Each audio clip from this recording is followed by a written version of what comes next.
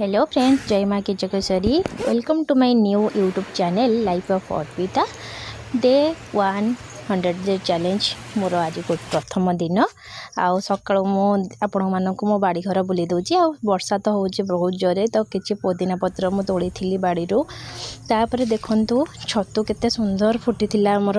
तापरे कखारु फूल देखंतु सबु वर्षा दिनिया परिबा। तापरे गोटे सुंदर तरकारीटे बनै देथिली गाधबळ खाइबारे। आज भेंडी आलू बड़ी छतु बेसर, ता सहित टिके छतु भी भजार करी देइथिली। आ बाड़ीर टिके सजना साग आनी ताकू भी भाजी देइथिली। आ कखारु फूलरे गोटे सुंदर पिठा बनै देइथिली आण बाटिकी।